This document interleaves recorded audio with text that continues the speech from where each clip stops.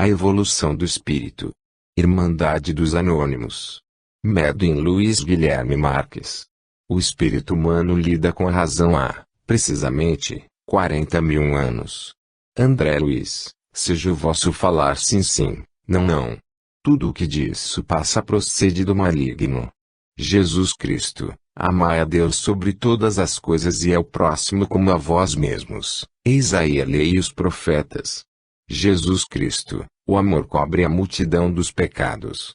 Jesus Cristo, nós não somos seres humanos em uma jornada espiritual, somos seres espirituais em uma jornada humana. Anônimos, quando o discípulo está pronto, o mestre aparece. Ditado oriental, vive o momento, pois é o que te resta do presente. Anônimos. Esclarecimentos sobre o desenho da capa. Trata-se de um espírito que veio se desenvolvendo, como todos os outros, no curso dos milênios, adquirindo as virtudes da humildade, desapego e simplicidade, através do esforço no aprendizado dos três amores: amor a Deus, auto-amor e amor universal. Nessa idealização simbólica, representada por um espírito cuja aparência se caracteriza pela translucidez, vemos o perfil que aguarda cada um que se propõe a autoiluminação interior. Não há outro caminho que aquele que Jesus afirmou: seja o vosso falar sim sim, não não. Tudo o que disso passa procede do maligno. E, quanto à opção pelo bem, nada mais direto em termos de conduta do que outra referência de Jesus: amai a Deus sobre todas as coisas e ao próximo como a vós mesmos. Eis aí a lei e os profetas. Introdução. Em todas as áreas da atividade humana, para não dizer também nas fases evolutivas anteriores, pois cada espírito se define muito antes da fase humana, há, podemos dizer, basicamente, dois grandes grupos de espíritos sob o aspecto da mentalidade mais ou menos arrojada: o dos vanguardistas e o dos conservadores. Não visamos, com essa aparente diferenciação, pois ninguém é totalmente vanguardista nem integralmente conservador, melindrar nossos irmãos e irmãs, mas sim afirmar que ambos os tipos são importantes, pois cada um desenvolve uma especialidade que conhece bem. Portanto, feita esta ressalva, passemos adiante na nossa reflexão, pois ao Senhor da vinha, que é Deus, interessa a soma das atuações, que redundam sempre no bem, sendo que, se ele não diferencia os trabalhadores em da primeira e da última hora, muito menos os diferenciará por outro critério qualquer, pois, na verdade, quase todos os que já se decidiram pelo bem são trabalhadores da última hora. Visando homenagear os espíritos vanguardistas, mencionemos alguns deles: missionários das áreas da religião e da filosofia do espírito, que são duas das áreas, além da ciência do espírito, que focalizaremos neste estudo. No Egito Antigo, Akhenaton inovou, instituindo culto ao deus Atum, em substituição ao tradicionalmente consagrado deus Amon. 2. Na Grécia Antiga, Pitágoras afirmou a reencarnação, inclusive relacionando 3 das suas vidas passadas, e Sócrates declarou explicitamente a comunicabilidade com o mundo espiritual, divulgou o autoconhecimento, ensinado no templo de Apolo, em Delfos, e considerou a natureza como parâmetro para todas as instituições e realizações da humanidade. 3. Jesus aproveitou os melhores ensinamentos de Moisés e dos profetas hebreus, mas deu um toque especial, principalmente quando reuniu os 3 amores, esparsos, até então, na multiplicidade de textos, que são, o amor a Deus, o alto-amor, consistente na aquisição das virtudes, e o amor universal, que ele chamou de amor ao próximo. B. Reforçou a crença na reencarnação, que já era adotada pelos mais bem informados, o caso específico de Elias João Batista e a lição a Nicodemos. C. Acrescentou a noção da pluralidade dos mundos habitados. Na casa de meu pai há muitas moradas. E D. Falou na lei da evolução: sede perfeitos, como vosso Pai, que está nos céus, é perfeito. 4. Francisco de Assis relembrou o amor universal, considerando a natureza como um todo, na qual estão inseridos os espíritos viventes na fase humana. 5. Allan Kardec, consultando os espíritos superiores, dirigidos pelo próprio Jesus, colocou no papel as bases de uma ciência, filosofia e religião, que se destinava a relembrar os ensinos de Jesus e adicionar outros novos. 6. Chico Xavier, sob o escudo inquebrantável da humildade cristã, recebeu, através de centenas de livros e milhares de mensagens, a complementação mais importante, até então, da grande obra kardeciana. E 7. Divaldo Pereira Franco, na mesma esteira de Chico Xavier, tem propagado a verdade, a que Jesus se referiu, pelos 4 cantos do planeta, principalmente pela força irresistível do seu verbo iluminado. Na pessoa desses vanguardistas rendemos homenagem a todos os outros, uma vez que nós e a humanidade toda muito lhes devemos. O espírito, como se sabe, não é criado já na fase humana, ao contrário do que Moisés afirmou alegoricamente, em sua Gênese, mas sim numa forma muito mais primitiva, que Jesus, em a grande síntese, chama de turbilhão, depois passando pelos chamados reinos inferiores da natureza, posteriormente pela fase humana até chegar à angelitude e mais acima, até o infinito. Vivemos, atualmente, a fase humana, situada entre os animais e os seres angelicais. A meta principal desta fase é aprender os 3 amores, a que Jesus se referiu, na sua posição de divino mestre, como o caminho, a verdade e a vida, tendo afirmado: ninguém vai ao Pai a não ser por mim. Fazemos, neste ponto do nosso estudo, um parêntese para abordar o significado da expressão: quando o discípulo está pronto, o mestre aparece, sendo que a primeira condição é o discípulo, espírito, estar receptivo, em 2 situações diferentes. 1. Como aprendiz de boa vontade, que quer evoluir espiritualmente, ou 2. Como espírito arrependido pelos erros cometidos, que quer mudar de vida. Então, muitas vezes por aparente acaso, surge à sua frente uma pessoa disposta a indicar-lhe o caminho, um livro para ler, uma frase, uma indução mental partida do mundo espiritual, etc. etc. Vemos, portanto, a conjugação desses 2 fatores, a receptividade do espírito que precisa de orientação e o surgimento da orientação. Assim, temos de libertar-nos do mito de que tem de aparecer na nossa vida um espírito mais evoluído, encarnado ou desencarnado, para começarmos a arrancada para o bem, pois o livre-arbítrio de cada um tem de ser exercitado a cada passo e ninguém evolui por indução de outrem, mas pelo esforço próprio. Mas, continuemos nesta introdução. Propomos-nos abordar a questão da evolução do espírito na fase humana, iniciando por uma rápida abordagem do passado da humanidade terrena, para chegarmos à realidade presente e nos aventurarmos a tentar enxergar alguma coisa do mundo de regeneração, em que se transformará a Terra daqui a alguns séculos. Veremos, como já dito, que tudo depende do livre-arbítrio das criaturas, o que faz com que uns evoluam espiritualmente mais depressa que outros. A cada passo, digamos mais diretamente, a cada minuto, cada um faz suas escolhas e, como disse Jesus, a sementeira é livre, mas a colheita é obrigatória. Ninguém deve culpar a quem quer que seja pelas circunstâncias sacrificiais da própria vida, nem também pelos próprios equívocos morais, pois cada um pensa, sente e faz exatamente aquilo que sua vontade deseja. Se houve equívocos, e quem não os cometeu? Sempre há tempo para recomeçar, mas, como Zaqueu, Maria de Magdala e Paulo de Tarso, é importante recomeçar ao que é agora e não procedendo como um moço rico da narrativa evangélica, que se propôs ao recomeço no dia seguinte, mas desencarnou em acidente fatal e o dia não chegou naquela reencarnação. A evolução espiritual é uma decisão individual, intransferível, e, infelizmente, a começa a pensar nela na velhice, mas a velhice pode não chegar. Pedimos a Deus a bênção para todo o universo e a Jesus que abra nossos corações e nossas mentes para o exercício cotidiano dos três amores.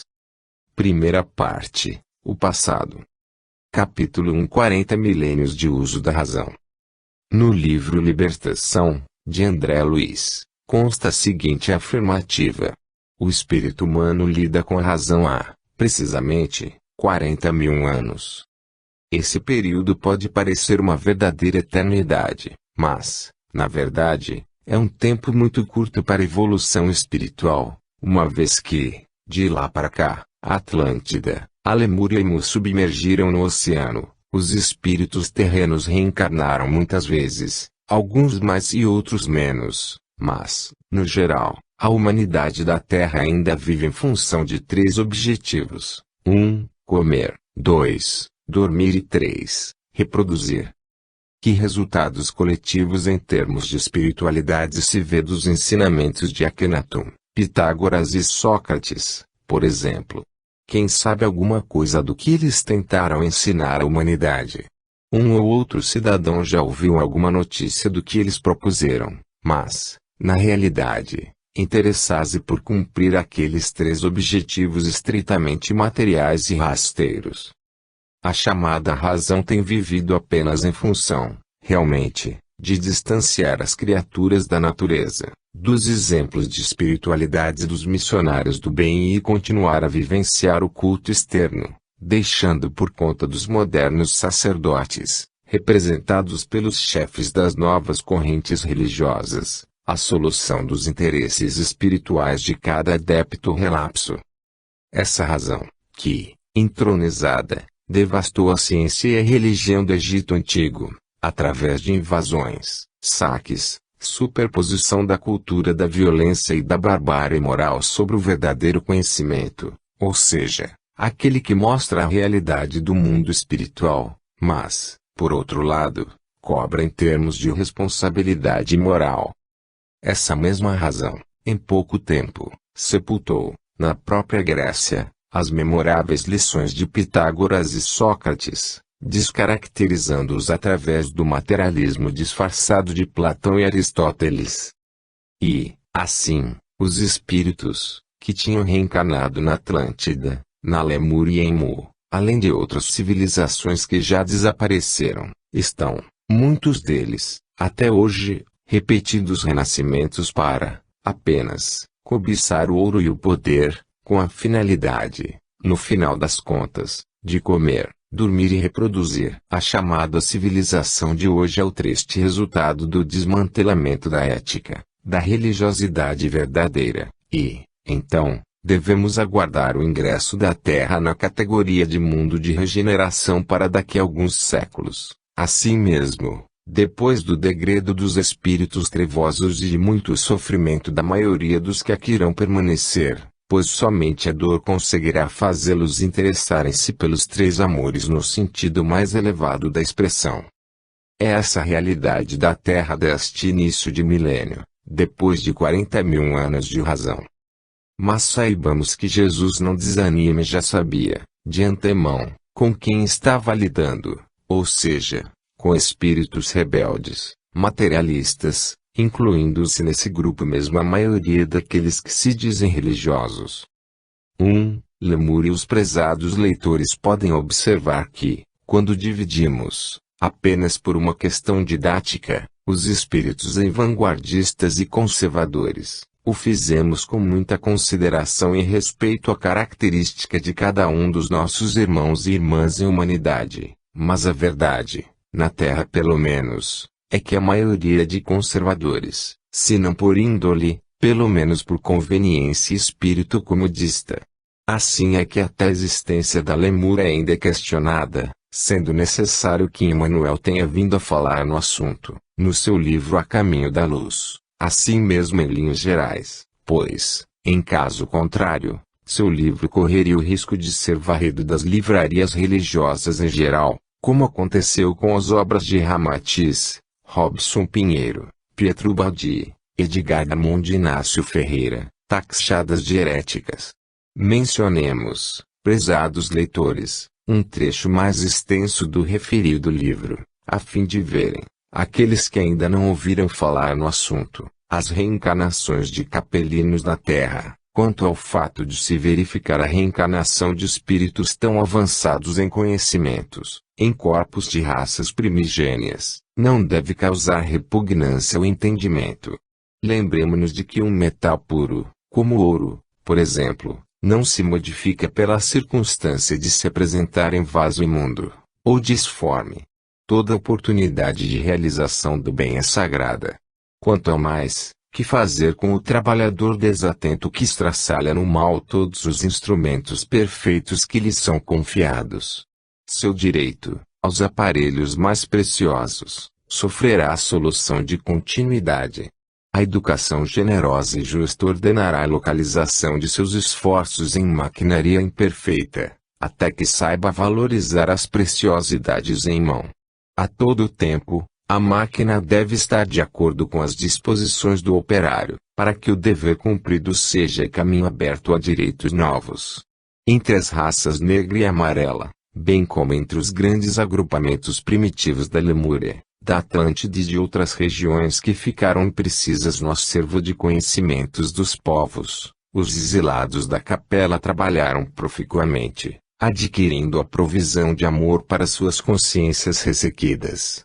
Como vemos, não houve retrocesso, mas providência justa de administração, segundo os méritos de cada qual, no terreno do trabalho e do sofrimento para a redenção. Encontramos na internet uma referência à Lemúria, no endereço pt.wikipedia.org/link.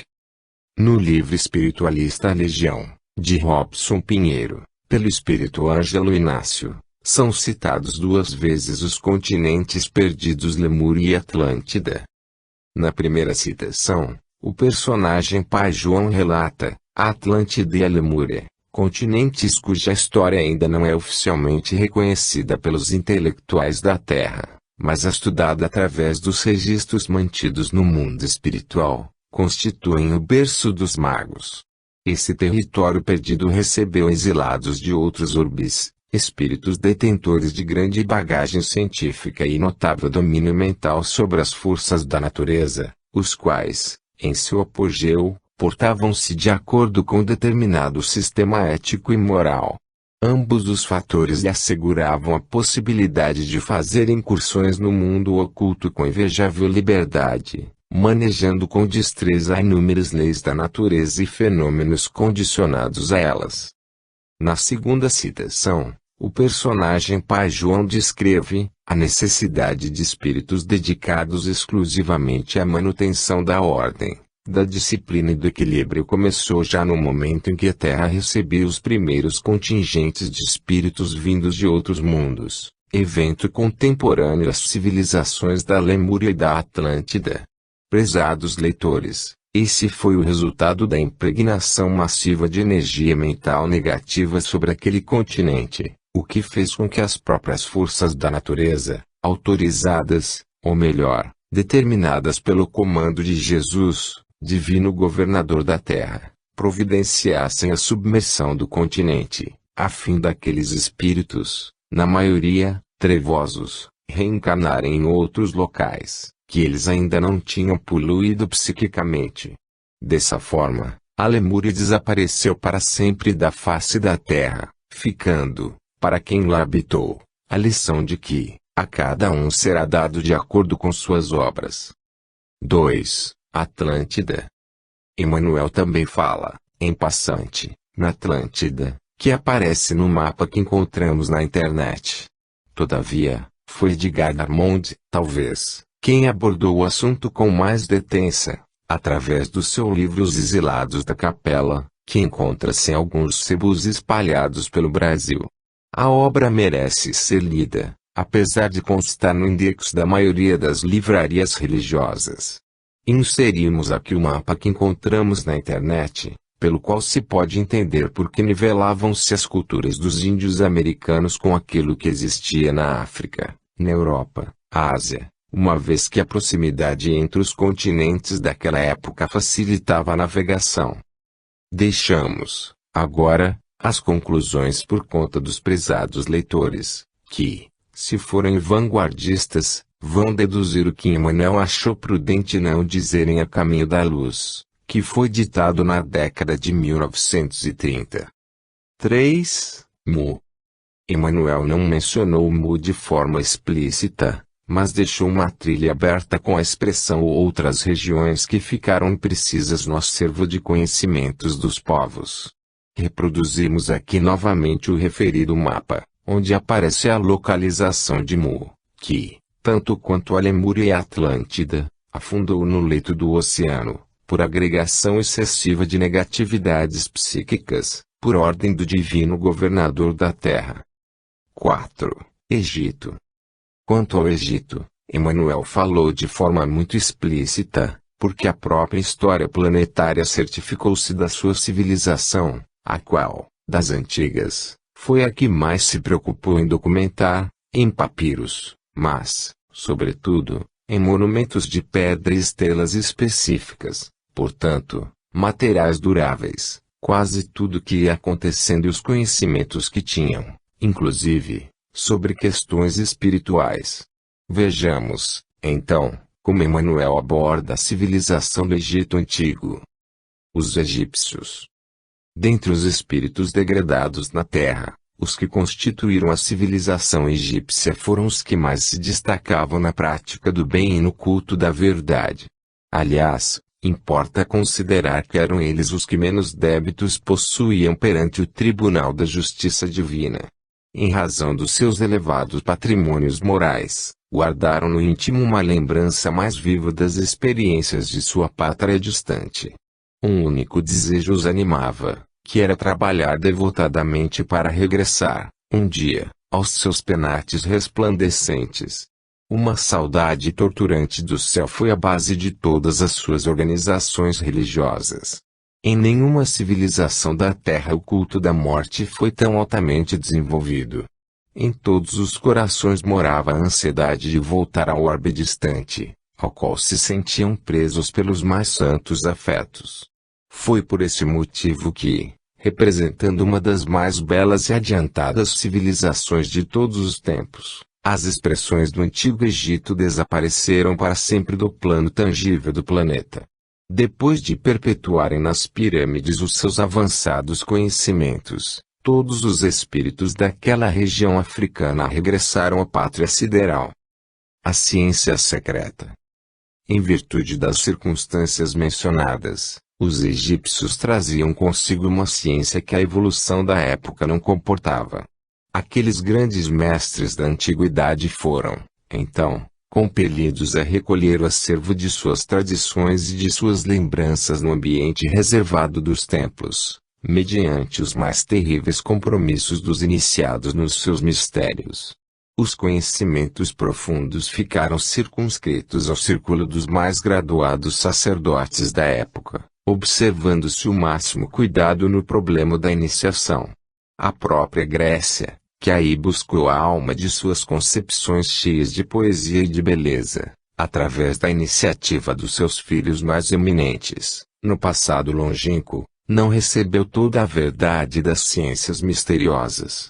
Tanto é assim, que as iniciações no Egito se revestiam de experiências terríveis para o candidato à ciência da vida e da morte, fatos esses que, entre os gregos, eram um motivo de festas inesquecíveis. Os sábios egípcios conheciam perfeitamente a inoportunidade das grandes revelações espirituais naquela fase do progresso terrestre, chegando de um mundo de cujas lutas, na oficina do aperfeiçoamento, haviam guardado as mais vivas recordações. Os sacerdotes mais eminentes conheciam o roteiro que a humanidade terrestre teria de realizar. Aí residem os mistérios iniciáticos e a essencial importância que lhes era atribuída no ambiente dos sábios daquele tempo. O politeísmo simbólico. Nos círculos esotéricos, onde pontificava a palavra esclarecida dos grandes mestres de então, sabia-se da existência do Deus único e absoluto, Pai de todas as criaturas e providência de todos os seres, mas os sacerdotes conheciam, igualmente, a função dos espíritos prepostos de Jesus, na execução de todas as leis físicas e sociais da existência planetária, em virtude das suas experiências pregressas. Desse ambiente reservado de ensinamentos ocultos, partiu, então, a ideia politeísta dos numerosos deuses, que seriam os senhores da terra e do céu, do homem e da natureza. As massas requeriam esse politeísmo simbólico, nas grandes festividades exteriores da religião. Já os sacerdotes da época conheciam essa fraqueza das almas jovens, de todos os tempos, satisfazendo-as com as expressões esotéricas de suas lições sublimadas. Dessa ideia de homenagear as forças invisíveis que controlam os fenômenos naturais, classificando-as para o espírito das massas, na categoria dos deuses, é que nasceu a mitologia da Grécia, ao perfume das árvores e ao som das flautas dos pastores, em contato permanente com a natureza. O culto da morte e a metempsicose. Um dos traços essenciais desse grande povo foi a preocupação insistente e constante da morte. A sua vida era apenas um esforço para bem morrer. Seus papiros e afrescos estão cheios dos consoladores mistérios do além-túmulo. Era natural. O grande povo dos faraós guardava reminiscência do seu doloroso degredo na face obscura do mundo terreno. E tanto lhe doía semelhante humilhação, que, na lembrança do pretérito, criou a teoria da metempsicose, acreditando que a alma de um homem podia regressar ao corpo de um irracional, por determinação punitiva dos deuses. A metempsicose era o fruto da sua amarga impressão, a respeito do exílio penoso que lhe fora infligido no ambiente terrestre. Inventou-se, desse modo, uma série de rituais e cerimônias para solenizar o regresso dos seus irmãos à pátria espiritual. Os mistérios de Isis e Osíris 18 mais não eram que símbolos das forças espirituais que presidem aos fenômenos da morte. Os egípcios e as ciências psíquicas. As ciências psíquicas da atualidade eram familiares aos magnos sacerdotes dos templos. O destino e a comunicação dos mortos, assim como a pluralidade das existências e dos mundos, eram para eles problemas solucionados e conhecidos. O estudo de suas artes pictóricas positivem a veracidade destas nossas afirmações. Num grande número de afrescos, apresenta-se o homem terrestre acompanhado do seu duplo espiritual. Os papiros nos falam de suas avançadas ciências nesse sentido e, através deles, podem os egiptólogos modernos reconhecer que os iniciados sabiam da existência do corpo espiritual preexistente, que organiza o mundo das coisas e das formas. Seus conhecimentos, a respeito das energias solares com relação ao magnetismo humano, eram muito superiores aos da atualidade. Desses conhecimentos nasceram os processos de mumificação dos corpos, cujas fórmulas se perderam na indiferença e na inquietação dos outros povos. Seus reis estavam tocados do mais alto grau de iniciação, enfeixando nas mãos todos os poderes espirituais e todos os conhecimentos sagrados. É por isso que a sua desencarnação provocava a concentração mágica de todas as vontades, no sentido de cercar-lhes o túmulo de veneração e de supremo respeito. Esse amor não se traduzia, apenas, nos atos solenes da mumificação. Também o ambiente dos túmulos era santificado por um estranho magnetismo. Os grandes diretores da raça, que faziam jus a semelhantes consagrações, eram considerados dignos de toda a paz no silêncio da morte. Nessas saturações magnéticas, que ainda estão a desafiar milênios, residem as razões da tragédia amarga de Lord Carnarvon e de alguns dos seus companheiros que penetraram em primeiro lugar na câmara mortuária de Tutankhamon, e ainda por isso é que, muitas vezes, nos tempos que correm, os aviadores ingleses observam o não funcionamento dos aparelhos radiofônicos, quando as suas máquinas de voo atravessam a limitada atmosfera do Vale Sagrado. As pirâmides. A assistência carinhosa do Cristo não desamparou a marcha desse povo cheio de nobreza moral. Enviou-lhe auxiliares e mensageiros, inspirando-o nas suas realizações, que atravessaram todos os tempos provocando a admiração e o respeito da posteridade de todos os séculos. Aquelas almas exiladas, que as mais interessantes características espirituais singularizam, conheceram, em tempo, que o seu degredo na Terra atingia o fim. Impulsionados pelas forças do alto, os círculos iniciáticos sugerem a construção das grandes pirâmides, que ficariam como a sua mensagem eterna para as futuras civilizações do orbe.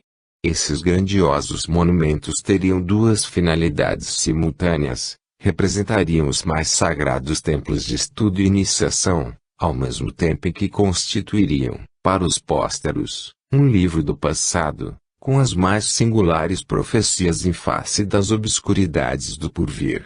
Levantaram-se, dessa arte, as grandes construções que assombram a engenharia de todos os tempos. Todavia, não é o colosso de seus milhões de toneladas de pedra nem o esforço hercúleo do trabalho de sua justaposição que mais empolga e impressiona quantos contemplam esses monumentos. As pirâmides revelam os mais extraordinários conhecimentos daquele conjunto de espíritos estudiosos das verdades da vida. A par desses conhecimentos, encontram-se ali os roteiros futuros da humanidade terrestre. Cada medida tem a sua expressão simbólica, relativamente ao sistema cosmogônico do planeta e à sua posição no sistema solar.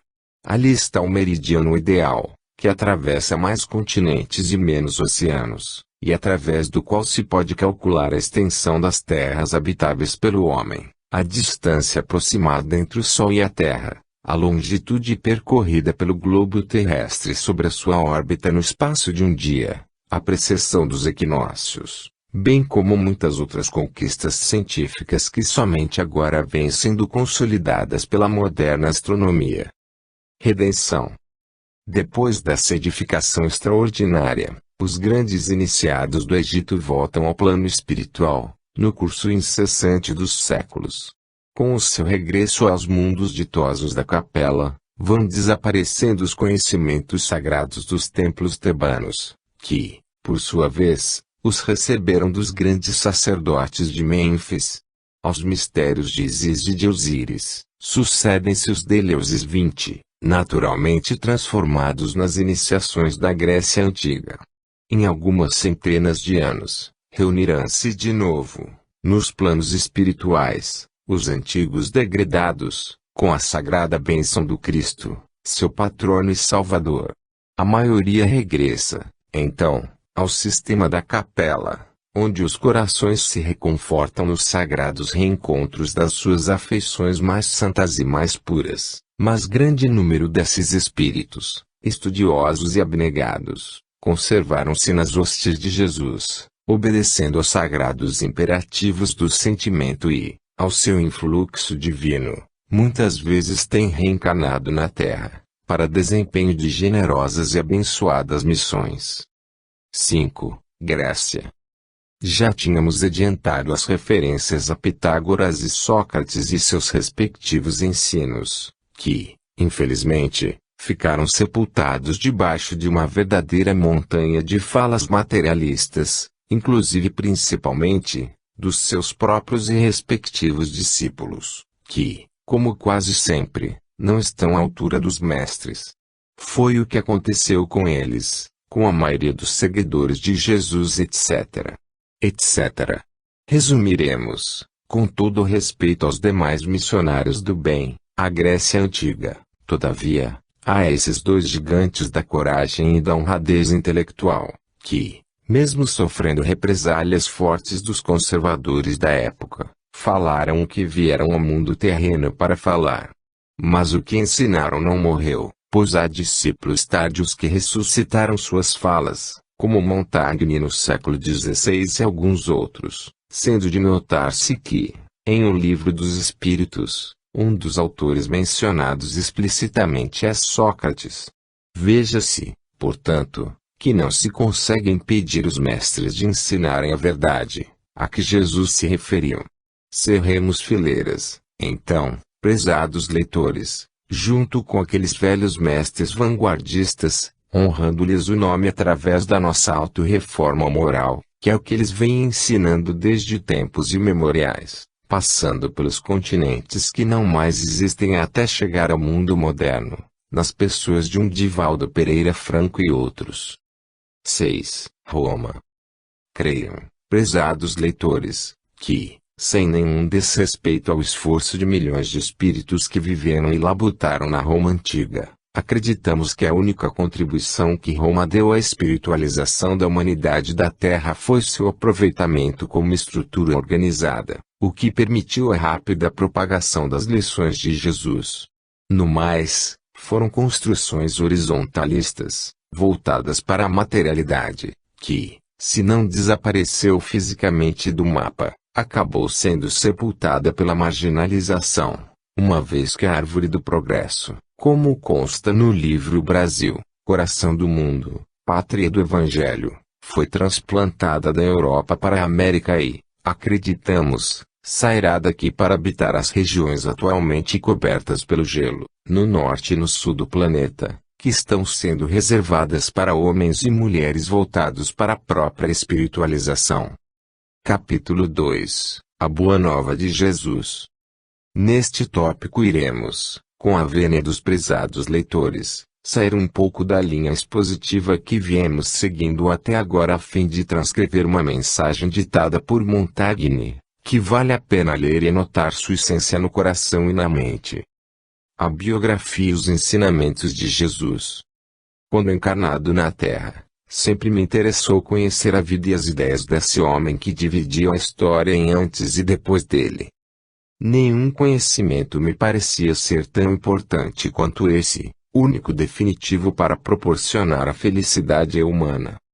Todas as ciências e a filosofia, que tanto prezei, nunca tiveram o dom de transformar meros seres humanos falíveis e sofredores em gigantes da paz e do progresso quanto a ciência daquela vida exemplar e daquelas lições de amor.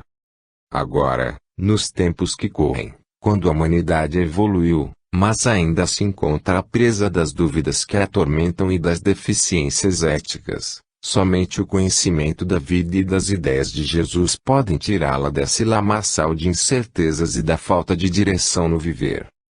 Muitas versões se apresentam sobre uma e outras, estudiosos e aventureiros as declaram ao público, mas a doutrina espírita veio clarear os horizontes humanos da Terra, mostrando a verdade face a face, sem simbolismos ou meias palavras. O caminhar dessa fantástica doutrina depende da moralização e da espiritualização de cada um de seus membros e não da propaganda que se venha a fazer por outra forma. Os novos discípulos do Mestre Divino têm de ser diferentes daqueles que mercadejam com as coisas santas.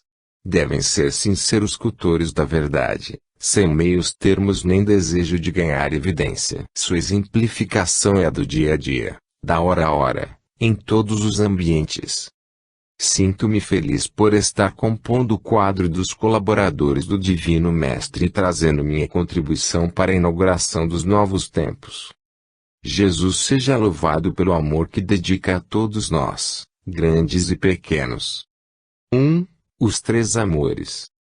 Neste tópico apenas mencionaremos que Jesus, como dito linhas atrás, reuniu informações esparsas, difundidas por Moisés e outros profetas antigos, dando-lhes uma vestimenta nova, ao mesmo tempo em que acrescentou dados novos, pois a revelação da grande lei divina não dá saltos, mas segue um planejamento, que, no caso da Terra, é estabelecido por Jesus, seu divino governador, assessorado por espíritos superiores, que lhe são fiéis e dedicados ao bem.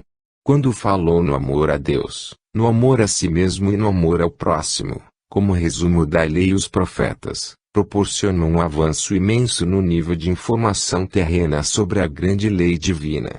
Em um tópico adiante trataremos mais deste assunto. 2. A reencarnação. Como dito, os mais esclarecidos patrícios de Jesus sabiam, muito bem, da realidade das reencarnações, sendo que, mesmo assim, crucificaram-no porque preferiam os poderes materiais, no mundo terreno ou nas trevas do mundo espiritual, de vez que não se conformavam, e muitos não se conformam ainda, com a ideia da autorreforma moral. Esse é o ponto nevrálgico. Entendamos bem o que significou tudo o que ocorreu e o que ocorre, pois Jesus governa um planeta de provas e expiações, onde a maioria prefere ligar-se aos espíritos das trevas a suportar a ideia da auto-reforma moral, que exige uma reformulação quase total da própria tábua de valores, pensamentos, sentimentos e atitudes. A reencarnação era conhecida de muitos judeus, bem como de outros povos da antiguidade, mas, como dito, o que incomodou na pregação de Jesus foi a ideia da necessidade da auto-reforma moral. Entendamos bem isso, e até hoje incomoda, inclusive, grande parte dos que se dizem religiosos. 3. A pluralidade dos mundos habitados. Esta realidade, pregada por Jesus em termos alegóricos para a maioria dos que tinham condições de ouvir a verdade afirmada diretamente, foi ensinada a uns poucos homens e mulheres mais evoluídos, mais vanguardistas, e eles se encarregaram de propagá-la em várias reencarnações de estudo e trabalho, inclusive na área científica, dentre os quais Allan Kardec, Helena Blavatsky e Rudolf Steiner. Como espíritos provenientes de outros planetas, ao contrário da maioria dos atuais terrícolas, que somente conhecem este planeta, para esses espíritos vanguardistas era e é natural, fácil de entender que existe vida em todos os 4 cantos do universo. 4. A lei de evolução. A evolução se processa através da alternância dos espíritos, desde os mais simples, através das reencarnações, chegando a um ponto em que somente reencarnam no cumprimento, sobretudo, de espinhosas mas profícuas missões em favor de humanidades primitivas e rebeldes, como a terráquea. É o que acontece com várias falanges de espíritos mais evoluídos, dentre os quais os provenientes de Órion e outros, como os índigos, a que Divaldo Pereira Franco se refere em muitas palestras. 4. Os multiplicadores da verdade. Quando se fala nos 12 apóstolos, nos 70 e nos 500, pode-se entender que não se tratam de números exatos, mas da identificação de poucos, no início, um número maior a seguir, e, por fim, na quase chamada a quem aparecesse pela frente, como na parábola do festim, em que quem quisesse comparecer seria tratado como convidado de honra. Jesus não deixou a propagação da Boa Nova ao sabor do acaso, mas sim cada um daqueles espíritos superiores reencarnou em momento e local estrategicamente programados, a fim de haver rendimento máximo, como um bom governante sabe fazer. Esses espíritos vêm reencarnando no seio dos diferentes povos, em todas as épocas, e, agora, quando se aproxima a grande transição, podemos contar com a presença de uma falange, dentre outras, formada por aqueles espíritos a que Manuel Filomeno de Miranda se refere, em livro psicografado por Divaldo Pereira Franco. Veja-se como se realiza a propagação da verdade, a nível de informação, mas, no final das contas, cada espírito escolhe, pelo seu livre-arbítrio, o caminho que escolhe, o do bem ou do mal, ou seja, carregar o fardo dos 3 amores, que Jesus recomenda, ou compactuar com os espíritos das trevas e sofrer as subsequentes consequências da lei do karma. Ninguém precisa ser uma alma iluminada para ser mais um dos multiplicadores da verdade, mas deve, como disse Jesus, pegar sua própria cruz e segui-lo, ou seja, cumprir seus deveres sem desculpismos nem desânimo. Façamos todos isso, que a recompensa espiritual é de 100 por 1.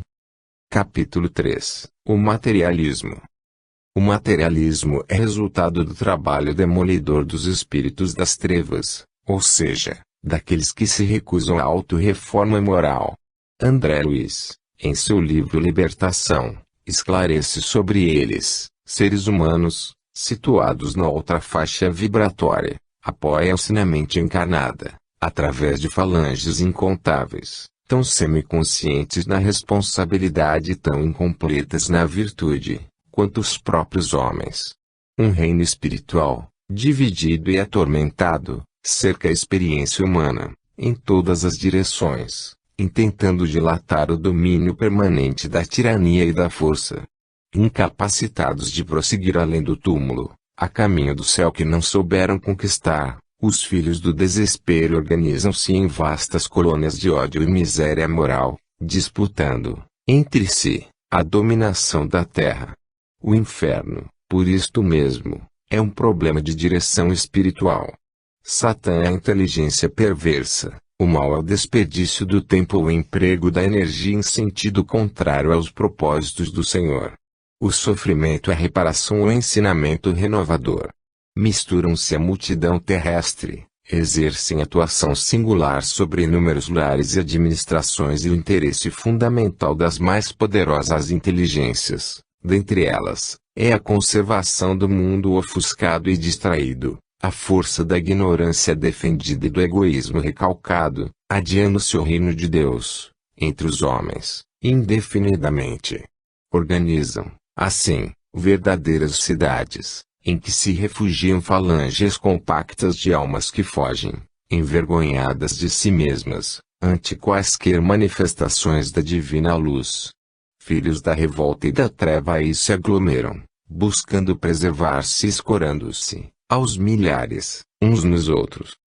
O objetivo essencial de tais exércitos sombrios é a conservação do primitivismo mental da criatura humana, a fim de que o planeta permaneça, tanto quanto possível, sob seu jugo tirânico.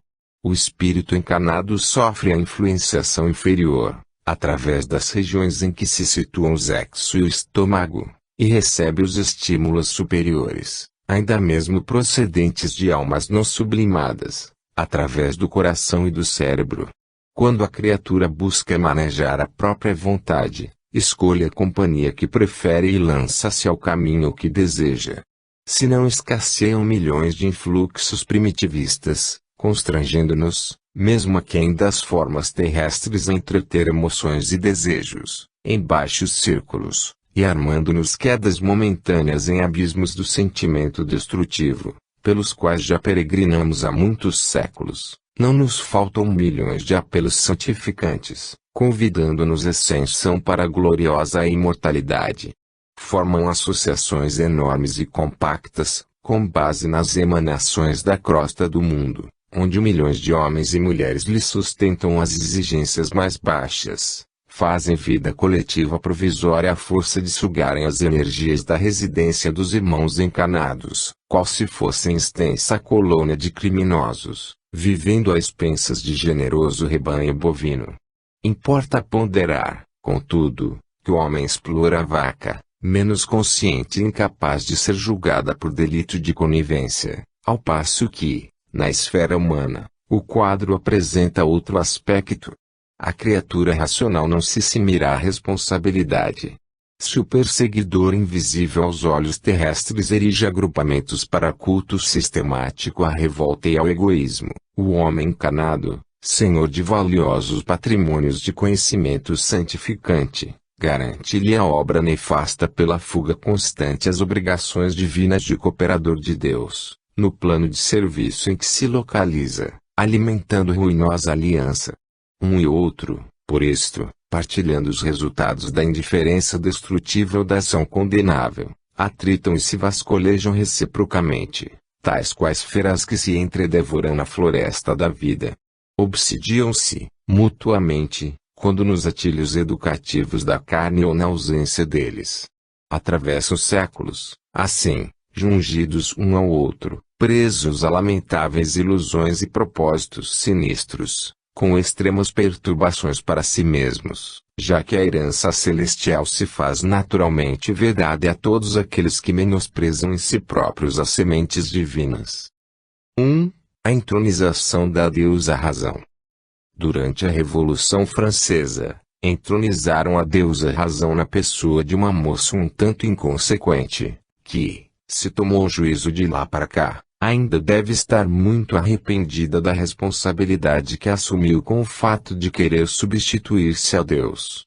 Inconsequentes, orgulhosos, irresponsáveis de todos os matizes têm, pelos séculos afora, tentado entender a vida sem Deus, dizendo-se muito inteligentes, como se não passassem de meras formigas humanas, enquanto que Jesus, governador planetário, dizia de si mesmo: eu, de mim, nada posso, no que tinha razão, pois somente Deus detém poder. A famosa razão, nesse sentido negativo, não passa da leviandade de querer enfrentar o poder de Deus, manifestado pela grande lei divina. Esses irresponsáveis não teriam ouvido o conselho da irmã Teresa, que disse: curvem-se diante do poder de Deus.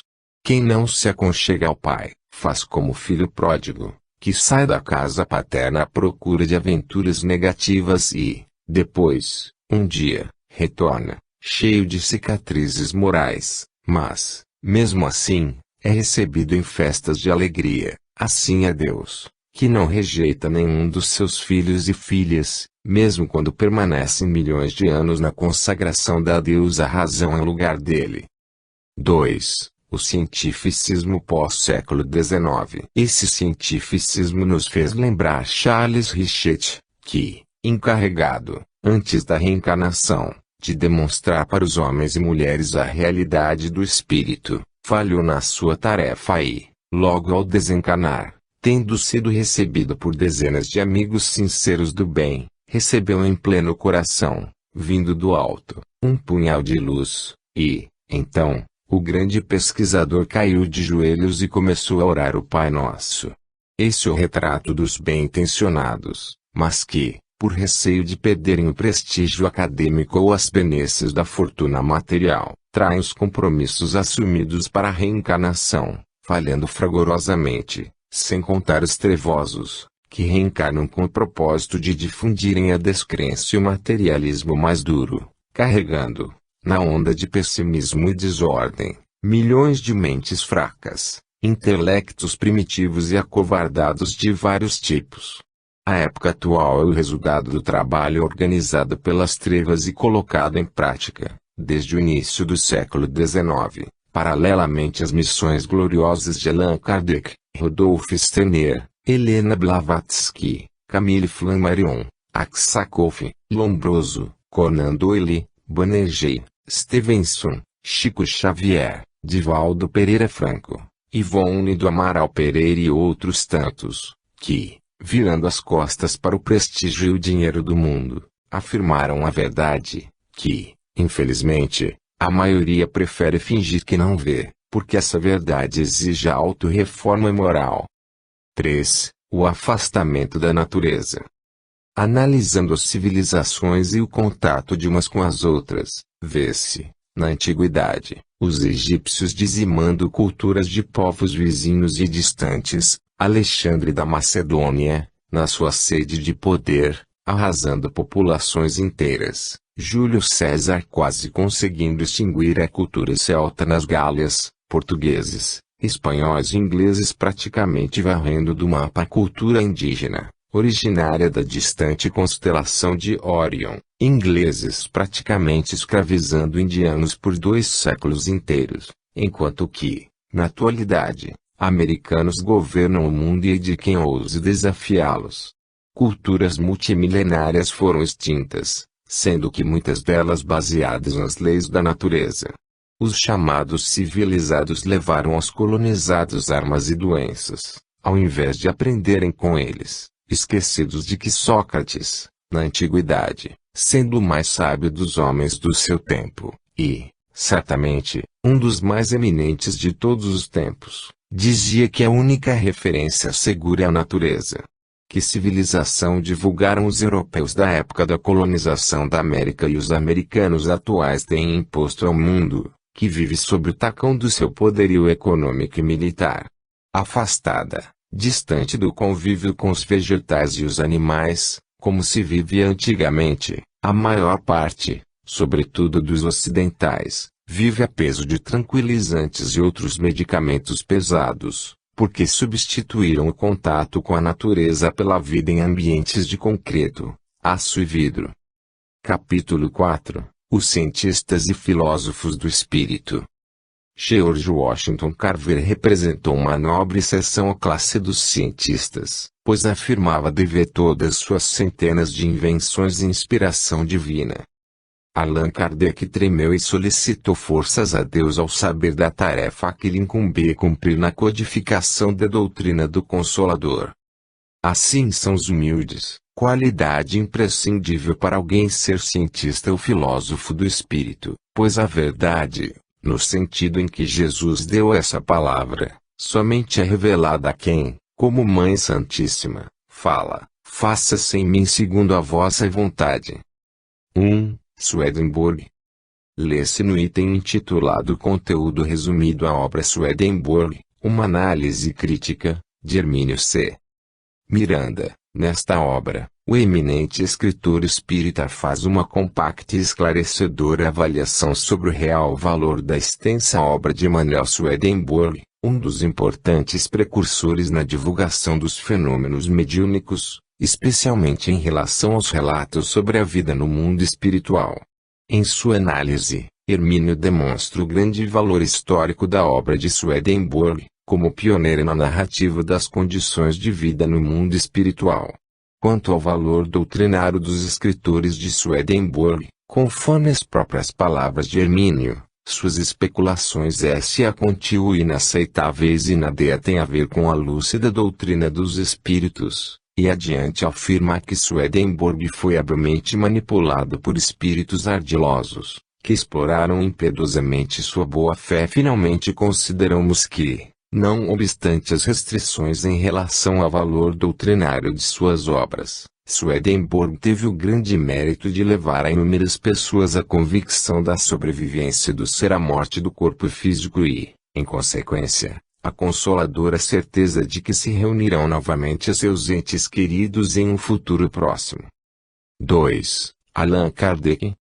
A maioria dos autores que escreve sobre Allan Kardec se preocupa, em demasia, com os aspectos materiais da sua reencarnação, ressaltando seu trabalho como professor e outras circunstâncias da sua vida terrena. Mas a verdade é que o único objetivo da reencarnação daquele espírito iluminado foi concretizar a promessa de Jesus de envio do Consolador, que iria relembrar suas lições propositalmente esquecidas ou deturpadas e ensinar coisas novas, resumindo-as e tudo em 4 pontos. 1. A realidade do espírito, criado simples e ignorante, ou seja, em fase anterior à humana. 2. Sua evolução através das sucessivas reencarnações, rumo à perfeição relativa. 3. A pluralidade dos mundos habitados, ou seja, o universo é vida pulsante, em evolução permanente. E 4. Para o ser humano, a necessidade da autorreforma moral, pela vivência dos 3 amores, como única fórmula infalível para a evolução espiritual. Muito deve a humanidade terrena a esse grande missionário, que assumiu, com coragem e fé em Deus, sua tarefa, em nenhum momento fazendo qualquer concessão ao mal, ao contrário da maioria dos missionários, que faliu, porque se desviou pelos caminhos dos interesses do mundo ou por medo de retaliações ou perda de prestígio ou poder material. 3. Helena Blavatsky. Ressaltamos a personalidade corajosa e idealista de Helena Blavatsky, pois, ao contrário do que muitos espíritas pensam, sua tarefa se somou à de Kardec, uma vez que falou de outros pontos não abordados por ele, o qual tinha como objetivo apenas trabalhar na construção da base, ficando para outros a tarefa de edificar os pavimentos sucessivos do grande edifício da verdade. Chico Xavier mesmo foi um dos encarregados de construir sobre a base kardeciana, superando nesse ponto, sobretudo no que pertine à revelação sobre o mundo espiritual, através das obras de André Luiz. Que os espíritas sejam conscientes dessa realidade, pois a humanidade toda não se tornará espírita, como afirmado por Chico Xavier, mas todas as tendências religiosas, científicas e filosóficas se complementarão, sob o comando de Jesus. 4. Rudolf Steiner. Trata-se de outro grande missionário de Jesus, encarregado de tarefas específicas, sobretudo na área da medicina espiritualizada, edificando também um outro pavimento sobre a base kardeciana, apesar de parecer a muitos que não. Agradeçamos também a esse valoroso e consciente trabalhador de Jesus, pois a humanidade da Terra muito lhe deve.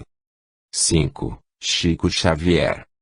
Eis o grande missionário da espiritualização da humanidade da Terra, o qual projetou a doutrina de Jesus pelos 4 cantos do mundo, como nunca antes tinha acontecido.